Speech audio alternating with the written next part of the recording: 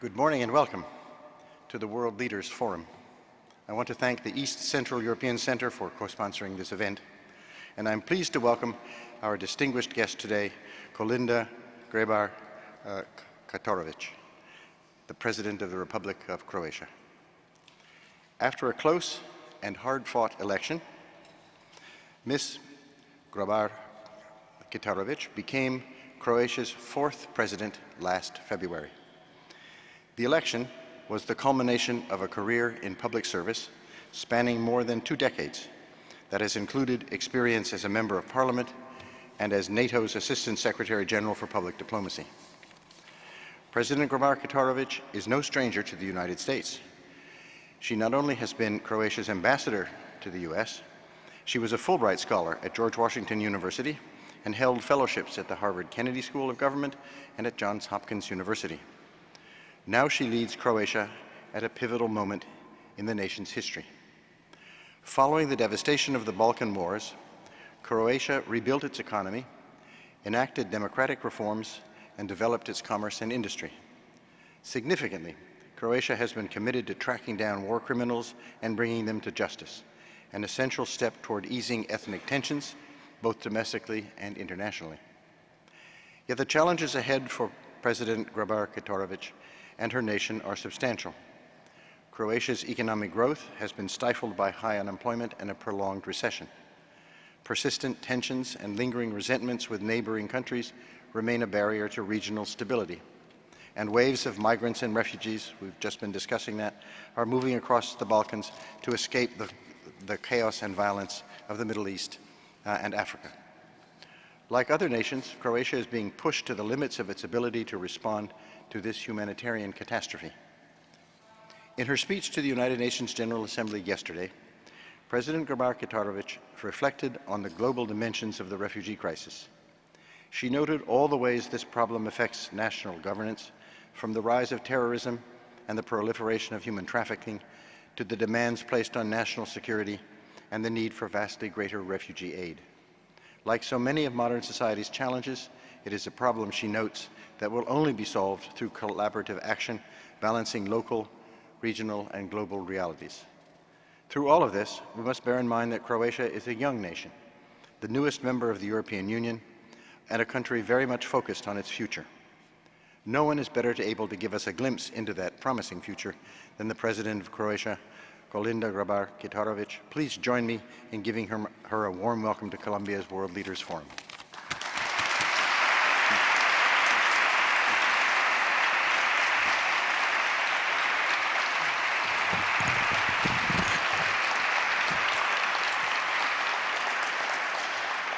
Thank you very much for the very warm and kind welcome.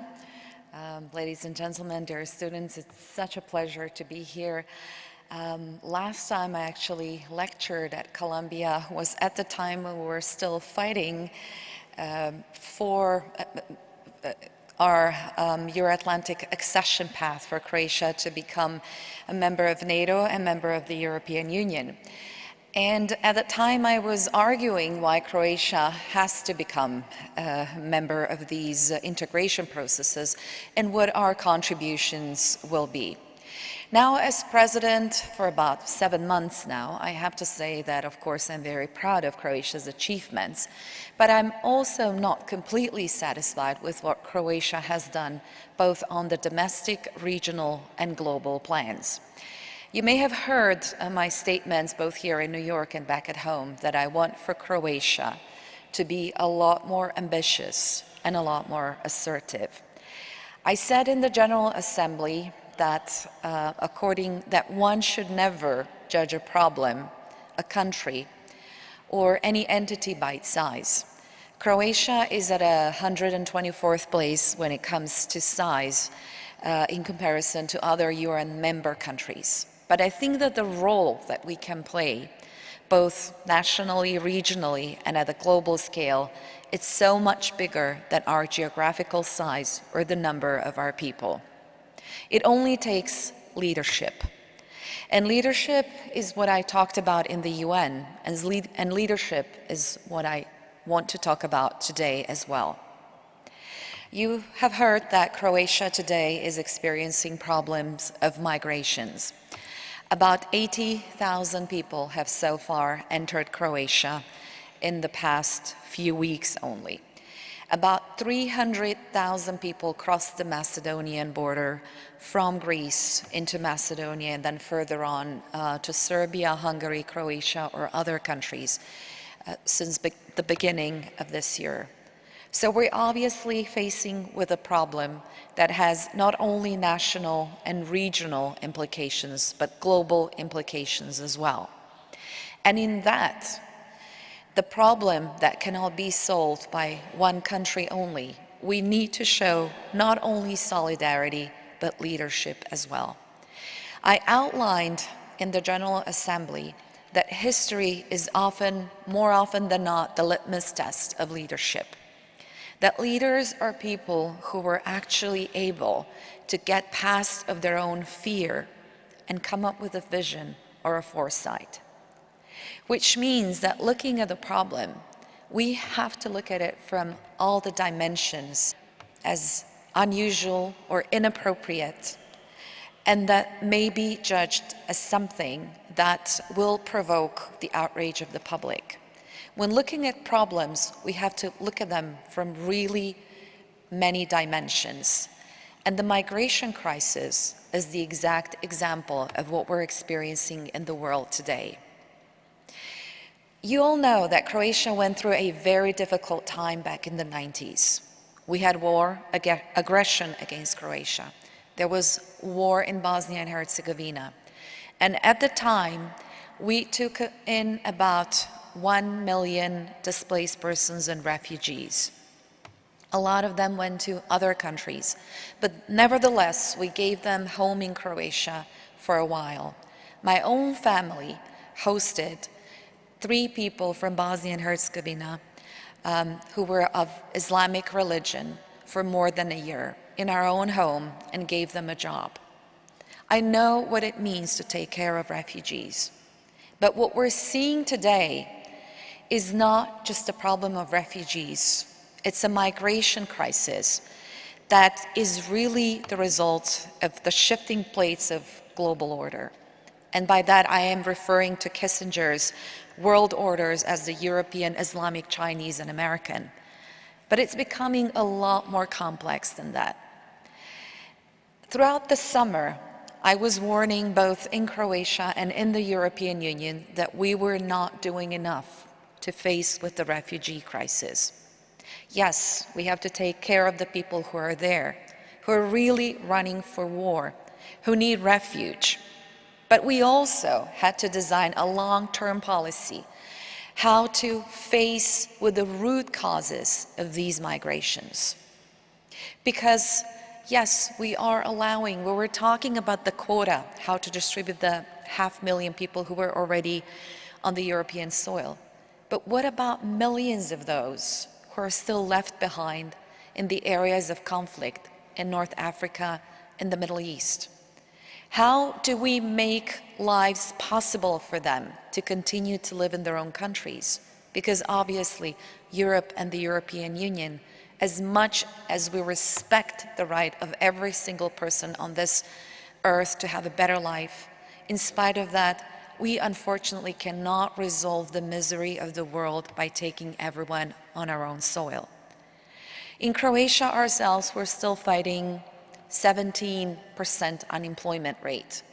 A lot of our people, pensioners, do not receive pensions regularly, not even workers who work in companies. We have children who are still hungry at school. So in looking at this crisis, we have to balance between the national interests and the humanitarian aspects of the crisis, but also the global causes and the global action that we need to spur within the European Union and also within the global context. And thus I came to New York last week with really high hopes and high expectations. And yes, I am heartened by the fact that we have accepted the sustainable development goals for the post-2015 agenda. We have to admit that the Millennium Development Goals worked to a certain degree, but did not work completely. But with the Sustainable Development Goals, we really have a huge chance to change those circumstances. We have to address, first and foremost, the roots of these migrations and not just the effects. We have to address poverty, illiteracy. We have to address manipulation, propaganda, that all leads to extremism, to terrorism, and ultimately to conflict and war that is putting people on the move. But there is another factor why we see these migrations happening that perhaps 10 or 20 years ago would not have been the case, and that is the new media and the social media. Because with a click of a button today, a click of the key on your keyboard, you can disseminate information around the world. And what we've seen lately in the social media is encouraging people to move to the European Union, whether it be for a better life, for the social benefits, or because they're being manipulated by the human traffickers and those who'd like to cash in on the human misery that we see in the Mediterranean basin. Let's not forget that there are 50 to 60 million people now migrating around the world according to the UNHCR data. And they are our responsibility. Our responsibility as individuals, as countries, and as humankind. And what do? We need leadership. We need willingness to tackle with these problems. We need to look beyond the lines of who are friends or who are adversaries. Because if you treat someone as an adversary, they will become one. And in solving the crisis in Syria and Iraq and in other places, we obviously have to deal with countries with whom we do not agree precisely on the interpretation of human rights or the state order of the 21st century. So what I mean precisely, and looking at Croatia and our neighborhood and at the European Union today, what has happened in the span of just a few short years? First, we were all excited about the Arab Spring. Unfortunately, it turned into an Arab winter that produced organizations such as ISIL, Daesh, that never be questioned in the 21st century, and that is state sovereignty, territorial integrity, and the right of every single nation to choose their own future. They have been questioned. They have been put into danger. And have we reacted exactly on time? Have we reacted in the right manner? Are the instruments of international law that are at our disposal adequate to work with Russia to reverse the process in Ukraine? Probably not. The only solution, of course, is political and full implementation of the Minsk Agreement. But does that mean that we should isolate Russia, who has isolated themselves with what they've done in Ukraine, in taking care of the problems in other parts of the world? By no means, because we have the same problems, the same adversaries, from Syria to ISIL in general. Well, we've heard information, we've seen in the news that Russia has carried out strikes in Syria, and apparently, unfortunately, they did not strike ISIL. Their strikes were aimed at some other groups.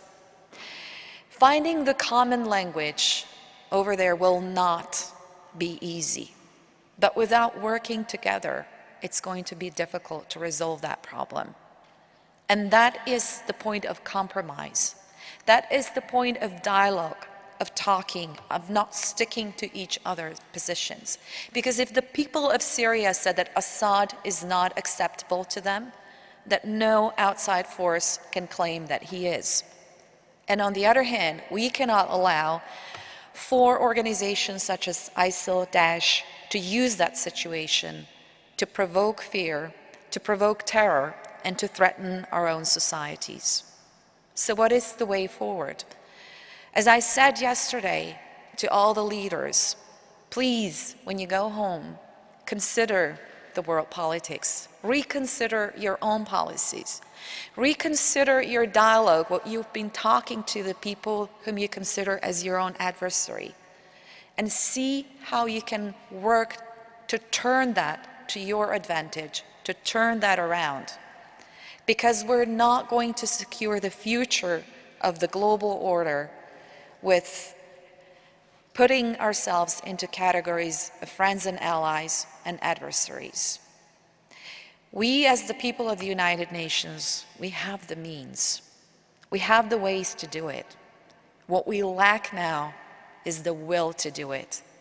And this is what I want to see when I leave New York, after this full week of conversations with many leaders who expressed their support for the Sustainable Development Goals. I want to see the will of the leaders to put this into practice. I want to see us discussing and talking to each other, defending our national interest, but also working regionally and globally, because no problem today, no asymmetrical threat to our national or international security can be resolved by one country alone. So in wrapping up this, my opening lines, what I wanted to do actually is to leave it up to you to ask questions, because I want for this to be a conversation before us and not just my lecture. What I want to say today is that world needs leadership, and leadership means, again, bypassing our own fears, taking courageous steps, talking to each other, being able to make compromise, being inclusive, and respecting everyone. Thank you very much, and I look forward to your questions.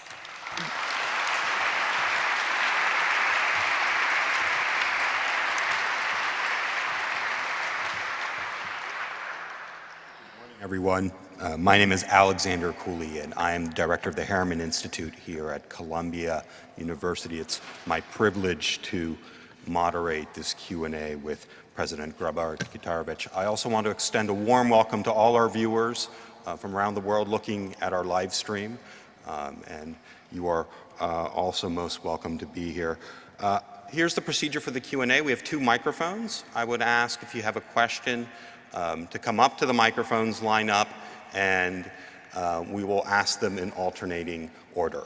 Also, please make sure to state your name and your institutional affiliation so the President knows who you are, and I just remind everyone that the questions and the answers are on the record. So please, the first question here.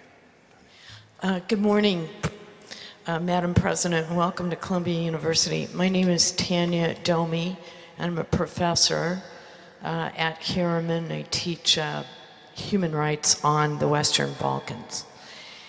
You have recently said that Mostar, city in Bosnia and Herzegovina, that was split and extensively destroyed during the war, you've referred to it as a true example of tolerance and coexistence. Yet classrooms are segregated, and they're referred to as 2 schools under 1 roof. And when the Bosnian or Croatian national athletic teams compete, it's common for physical attacks by hooligans associated with different football clubs, as an example.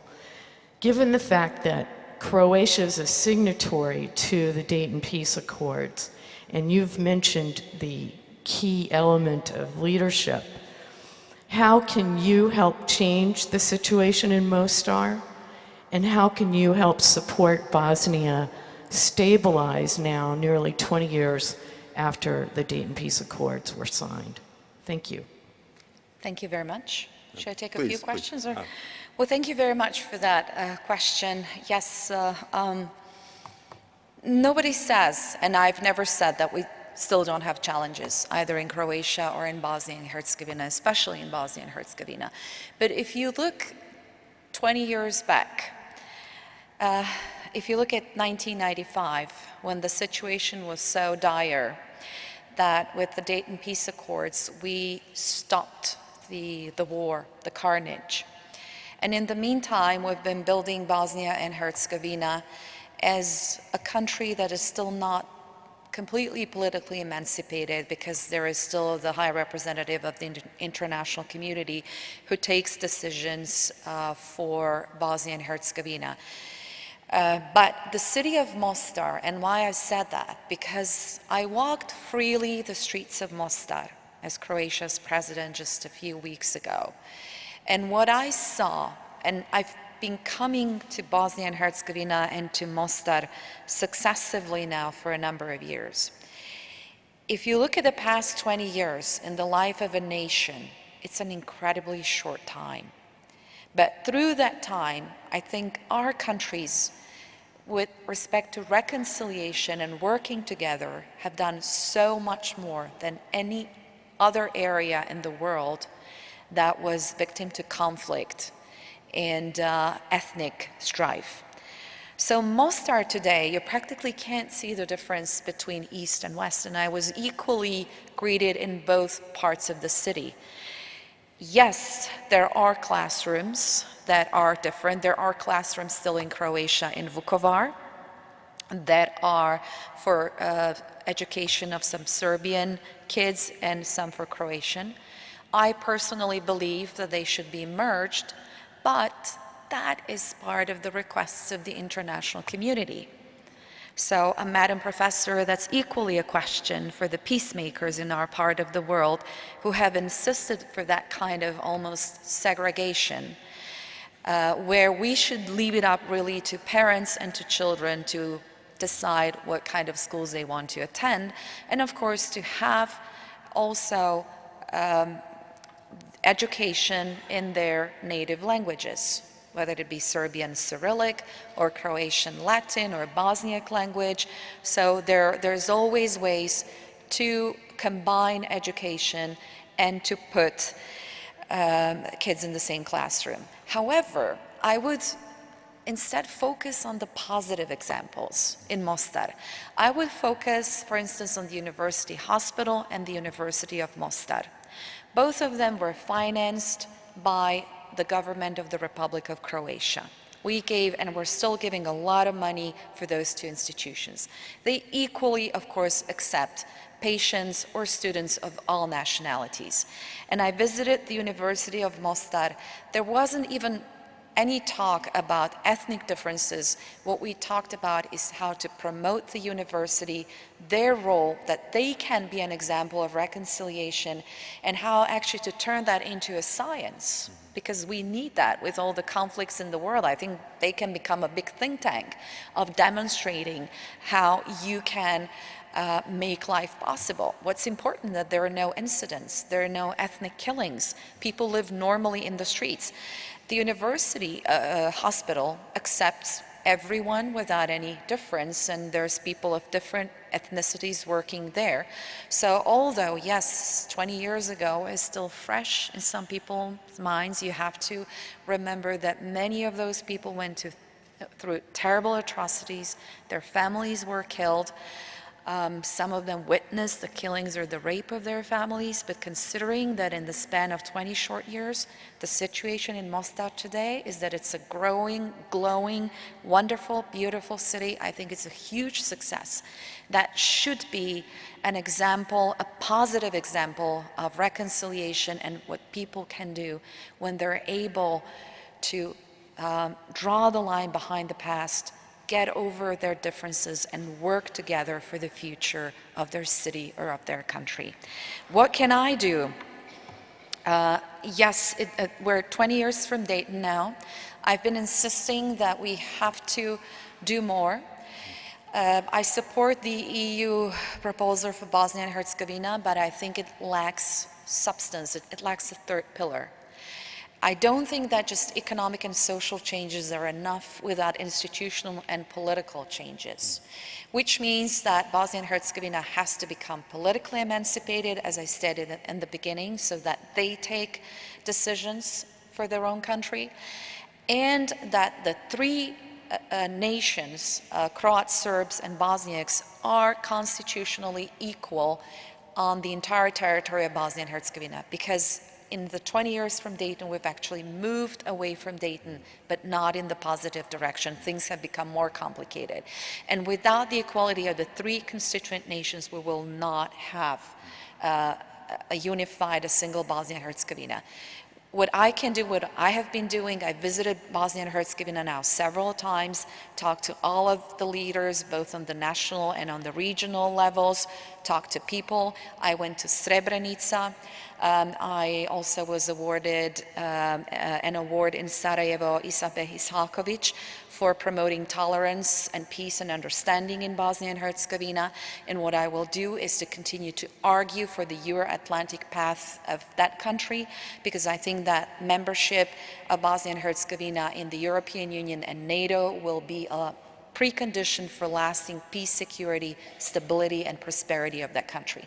And we will help them in that sense with everything that we have and everything that we can do. Thank you very much. Our next question comes from this side. Hello, good morning, President. Thanks to be here with us. My name is Luis from Columbia College. I totally agree with you regarding the refugee crisis. I agree in the sense that not all countries are prepared today to receive refugees when they have probably, stronger or deeper problems in their own countries.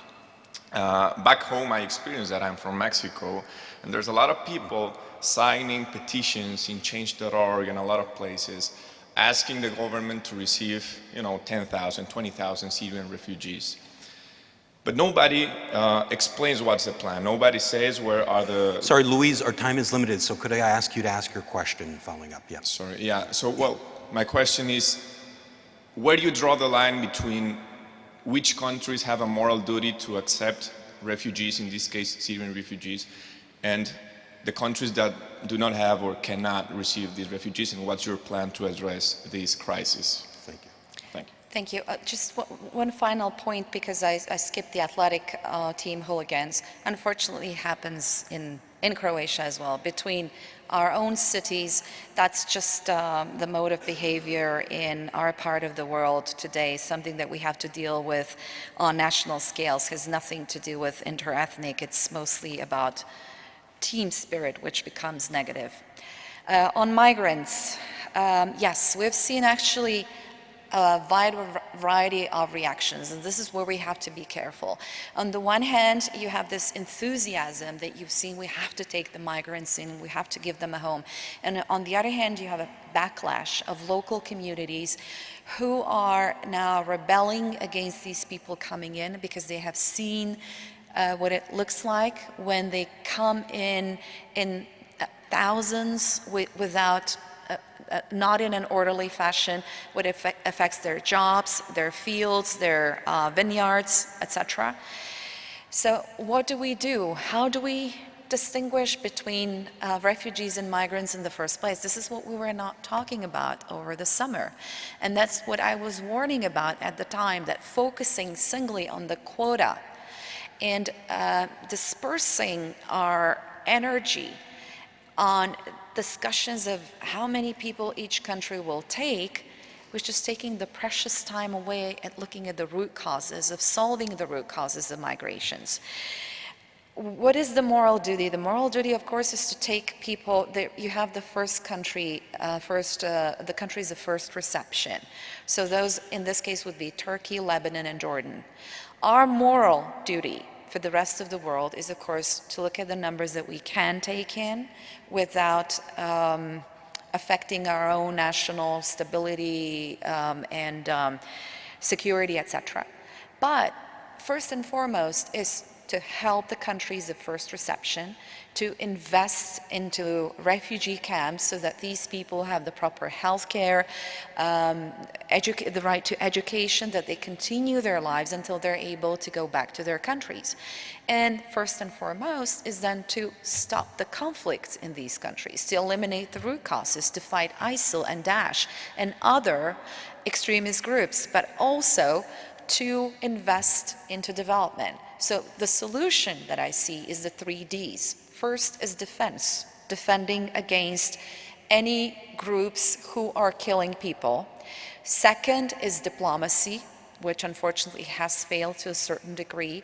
Diplomacy bilaterally, but also multilaterally in setting up order in these countries and working with each other to stop the wars, and development, investing in these countries so that they have decent conditions for the life of every single individual. I think this is our moral obligation and moral duty. How countries are going to distinguish between, because now we've heard that some countries saying that they will not take in economic refugees. How they will distinguish between them, I don't know. Most of these people don't have any paperwork or any passports. How are they going to take them back to their countries of origin? That is a very complex question. So we have a lot to talk about on the EU level and on the global level. Thank you. Thank you. Next question, please. My name is Miles. I'm an undergrad at Columbia University. You mentioned that Russia bombed some sites yesterday, and they were not ISIS. They were American-backed freedom fighters fighting against Assad. Are you scared this is turning into a proxy war against Russia and America? I hope it will not. I certainly hope it won't, because the first information that was received was that Russia would be bombing ISIL sites. Now, of course, the situation is being established. The information that I have, that I've seen from the news, that it wasn't ISIL, that it was other groups. Russians are claiming different. What's important is that out of this, we draw a lesson that interfering in a country's affairs has to be coordinated, obviously, with the international community, that we have to find a common language and see what's the long-term. First, the short-term solution for Syria and the long-term solution. The long-term solution, of course, obviously, would be elections and for the people to elect their leaders, but in the short term, we have to stop the war. I honestly hope that this isn't the case. I don't see why Russia would be doing this in Syria. We've seen that in Ukraine, it's true. We've seen Russia say that enlargement of NATO would provoke the same situations in Ukraine. But, let's be very vigilant of this situation, and let's act in unison as international community in order to stop potentially whatever could be detrimental to the future of not just Syria, but of international relations, and that could drag us into a protracted conflict. The will that I saw over the past week is encouraging, but we need to put it into practice. Thank you. Thank David. you. Dobro jutro. Dobro jutro. My name is David Phillips, and I head the program on peace building and human rights here at Columbia. I was in Vukovar during the siege, and have been a strong proponent of Croatia's national aspirations for 25 years. So I watched with concern recently the escalating dispute between Croatia and Serbia over your border and the passage of migrants. I wonder if you could clarify for us what happened, what's the current situation, and the broader implications to this event on Croatian and Serbian relations. Hvala. Thank you. I think any of the problems, any of the open issues, especially the migrant issue, should be dealt with in cooperation, coordination, and dialogue with all of our neighbors, from Serbia to Slovenia to Hungary, Austria, and others. So I don't like what I'm seeing right now. What I do insist upon is that the Croatian border be controlled in terms of keeping the legal crossings open and closing the green border in between, where the migrants are actually crossing in through the cornfields and through the forests. And mind you, there's still some landmines left from the homeland war, and we're hoping that nobody will get hurt over there. So I'm insisting that the border be closed in between the official crossings. What the government did is they closed the official border crossings and left the rest of it open. So the migrants were still coming in, but we had an interruption in traffic and communication with Serbia. It's pre-election time in Croatia. in any country, pre-election time is the time when everybody becomes a little bit more vocal and irrational in their arguments.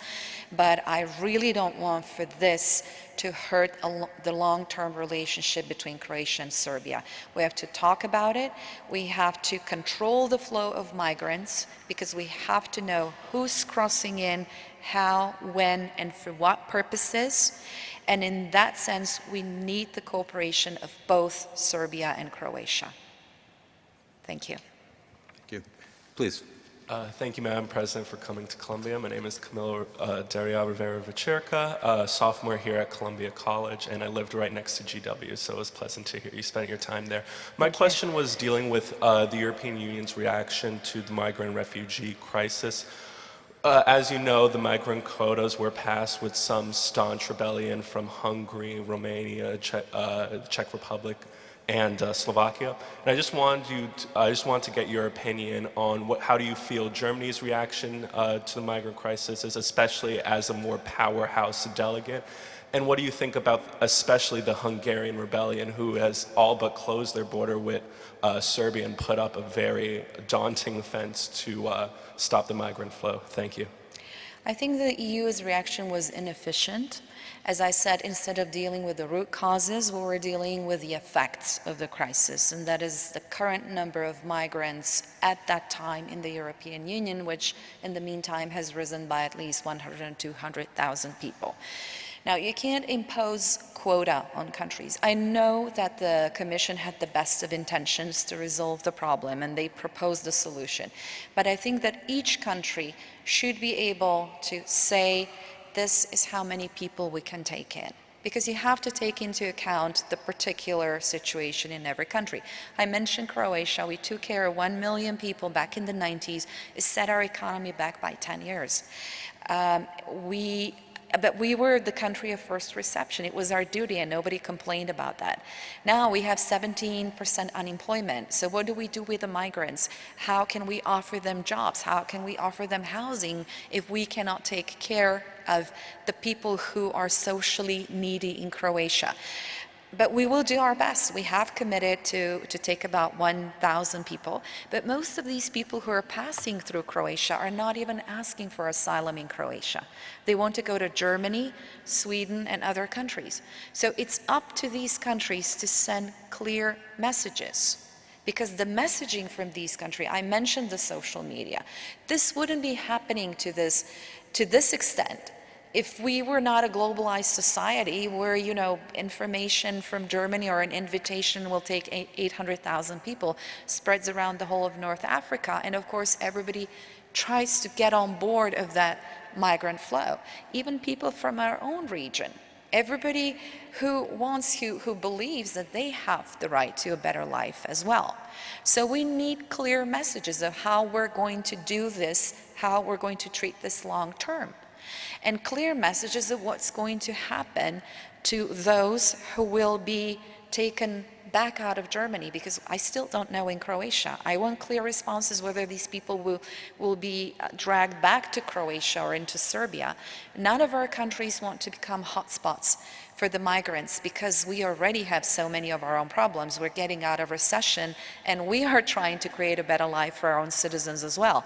So what we can do, what we can help, is with, again, the 3 Ds, defense, diplomacy, and with donor help, which we have been doing in accordance with our own means. But the migrant crisis is here to stay. We're talking about millions of people, so we need to find a global response, a global answer. And the only answer is, again, dealing with the reasons why these people are leaving their countries. Without dealing with that, we can only build walls or fences on the borders. We have to secure the border between Turkey and Greece, because that's the outside border, the Schengen border of the European Union, but also Croatian-Serbian border is one of the outside borders of the European Union, although we're not part of the Schengen space. No, I don't want to build walls. I don't want to build fences. I abhor that kind of life that we had when we lived on the wrong side of the fence, of the Iron Curtain. But we do need to find a way to secure the borders, to be humane to these people, to direct them to the legal border crossings, and then have them registered and see whether they do have the right to enter as a refugee if they'll be seeking asylum, or if they're economic migrants whom unfortunately they have to look for another chance, and look at us how we're going to create those chances through the implementation of the Sustainable Development Goals. Thank you. Thank you. Our next question here. Buenos dias, Madam President. Buenos dias. My name is Samuel Castro. I'm a first year here at the School of Engineering and Applied Sciences. So the Serbian Social Affairs Minister, Aleksandar Vulin, has stated that Serbia will take Croatia to the International Court if the international border crossings remain closed, arguing that the country of Croatia should have been prepared for the influx. And my question is, speaking of the importance of leadership in regional conflicts, if Serbia does take Croatia to the International Court, how will Croatia handle the situation to prevent the escalation of the conflict in the Balkan area? Thank you for the question. I think I've already responded. I think that the border crossings should remain open. They have been open in the meantime. I don't like the threats by Minister Vulin either, because yes, Croatia was unprepared. I've said that, and I've asked of my government so many times to have plans in place which include, first, how we're going to take these people in, give them food and shelter, where these people are going, talk to the neighbors to see the routes, talk to Germany and others as to how many they will take in, and talk to Brussels on these short-term and long-term solutions. I did not see that, so they started entering Croatia, and I can understand that my government, that our government, were also displeased by the fact that there were people entering by thousands and thousands into Croatia. That was just overwhelming for everyone. But I don't think that these accusations in the public, over the media, who's going to be the bigger humanitarian in this crisis, or who's going to appear in the media to be handling the crisis better, that's not going to help. We really have to talk to each other and resolve the problems, and refrain from sending public messaging via the media. We have to sit down and talk. So Minister Vulin is very much welcome to talk to our ministers in Croatia who are responsible for this as well. And I also, of course, encourage my own government to have a more vigorous dialogue with our own neighbors. Thank you. Thank you. Okay. Please. Good morning, Madam President, and thank you for being here. You quite articulated well on the unfolding migrant crisis in Europe. Could you just tell us who you are? Oh, sorry. I am Usman Ba, and I'm from the School of General Studies, and you quite articulated on the unfolding migrant crisis in Europe, and I completely agree with you, leadership is needed. So my question here is, what is your country doing to foster the collaboration with your neighbors in dealing with the migrant crisis? I have talked to my colleagues from the neighboring countries, from Serbia to Hungary. Yesterday, had a meeting with the Hungarian Prime Minister a few days ago, with the Hungarian President. I'll be traveling to Hungary for a bilateral visit in a few days' time. I am in touch with the Slovenian President. I've talked to the other leaders from the European Union. So I have been asking these questions and urging to find solutions.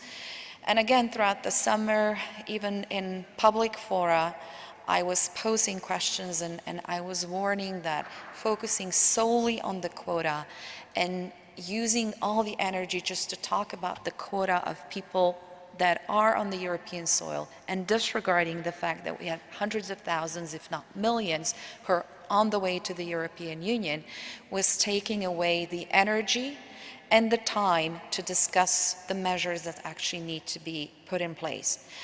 I know that everybody in Europe, in the European Union, is afraid to put up walls and fences. We really don't want that. We have our values. We want to uphold the values of solidarity.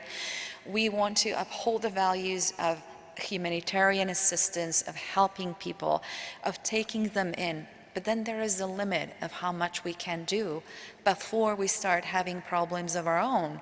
And this is what we need to discuss seriously. This is what I think we could have prevented by being more realistic in our communications and by being a lot more specific in the concrete measures that we will be taking. Now, this is the time is running out, and the human plight is really horrible. I lived through a war myself. I know what it means. Fortunately, I was shot at, but I was never in a region where you really have to run for your life or hide in the basement for months and months. So I completely understand that, and I can sympathize. But as the president, I'm also responsible for the security, stability, and the national interest of my own country as well. So finding that right balance between national, regional, and global is what comes in place here. So this isn't just Croatia's issue or Europe's issue. This is US's issue as well. And not just in terms of taking 100,000 refugees, but in terms of working with all of us, and Russia included, how we're going to solve this, how we're going to put a stop to people fleeing their own homes because they fight for their own life. Thank you. Thank you very much. Here, please. I'm wondering if you think that there should be a cap to how many years refugees spend. Could you state your name, please? Sure. My name is Smitha Krana. I'm a fellow at the Graduate School of Journalism. Thank you. I'm wondering if you think that there should be a cap to how many years refugees spend in the camps. Does the international community have some sort of obligation to prevent people from living in the camps for 5, 10, 20 years? That is an interesting question because, of course, again, everybody deserves a chance for human development. That means the right to school, the right to a job, the right to a safe life, the right to social security, the right to health care, etc.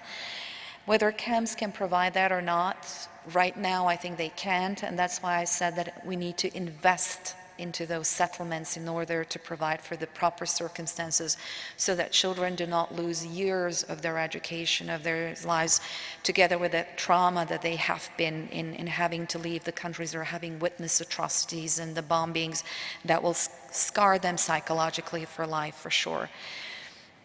I can't honestly answer to this question with a yes or no. I think this is really a matter for discussion of what we do, how long people can spend in camps, but also what is the alternative? The alternative again goes back to their own countries, to bringing about peace and stability.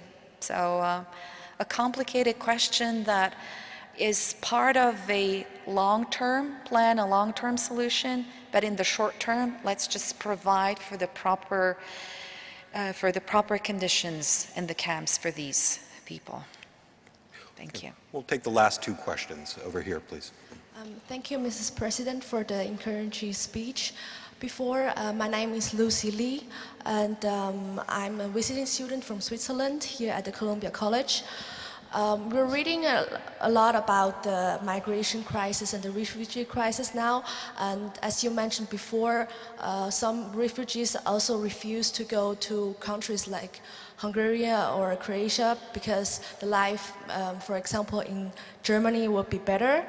And my question is just now, shouldn't we do something about the people that are really poor, that can't really afford to go out and are really starving or really having a bad life back in Syria or those countries? Thank you. I think that's precisely the point that I'm making. By setting up the quota system and saying that we will accept those who have made it to Europe, who have been the lucky ones, because they either had the means or the skill to get there, that they will be the ones who will be saved, whether they're refugees or economic migrants. But precisely, what about the poor and the starving who are left behind, who don't have the $1,000 or euros to pay to human traffickers, to cross to Lampedusa or to cross to one of the Greek islands? What about them? That is the whole point of what I'm saying today.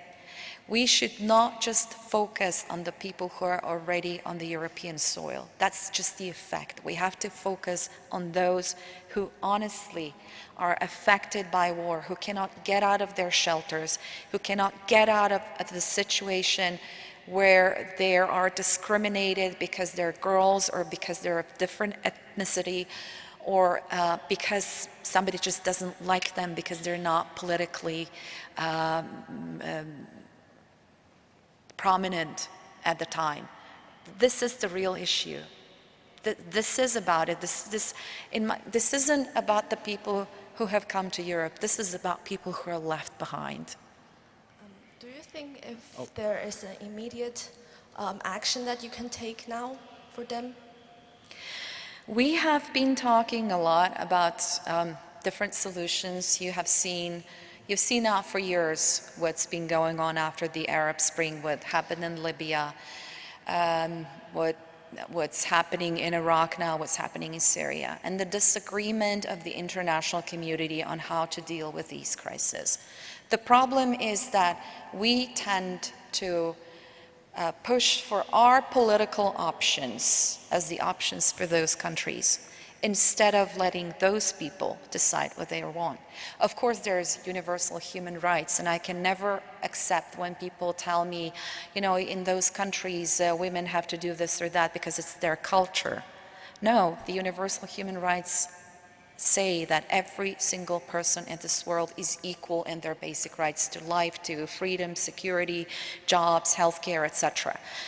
So yes, we do have to interfere to a certain level to show the value of those rights, but then help the forces inside how to find a way out, to help the coalitions of those who are promising a future that we cannot expect to translate overnight, that in Iraq or Syria we'll have the kind of democracy that we have here in the United States. It just does not happen overnight, and I think that's one of the mistakes that we made in the past, that we expected transformation of entire societies in a very short period. So this takes patience, this takes years of education, years of work, years of establishing civil society, years of fighting propaganda that turns people to extremism and terrorism. But it can be done. We just have to get down to really fulfilling what we outlined in New York in the past few days. Thank you. And our final question. Thank you, Madam President, for your remarks today. I'm Andrew, a student at the School of Public Health. And my question is, what is the government of Croatia's policy on the long-term resettlement and integration of these migrants in Croatian society long-term? We have harmonized with the European acquis on asylum seekers. We have the asylum centers, and we have we provide to those people who are asylum seekers all the conditions that have been foreseen by that legislation, but very few people have asked for asylum in Croatia, which means that they want to go to other countries. Thank you. Thank you.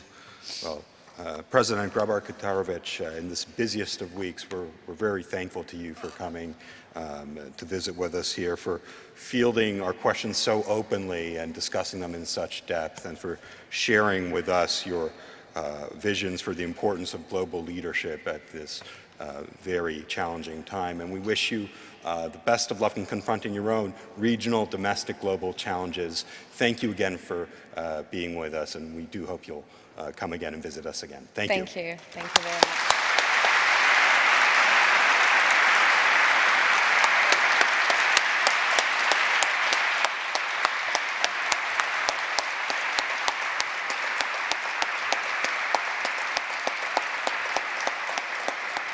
Thank you. Thank you very much to everyone, and I wish you all a lot of success. Of course, a lot of personal luck in your life, and please be responsible global citizens.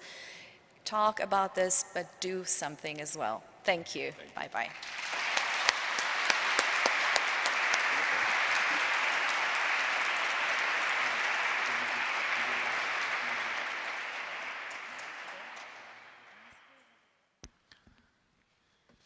Ladies and gentlemen, please remain in your seats as we escort the President and her delegation out of the building. Thank you.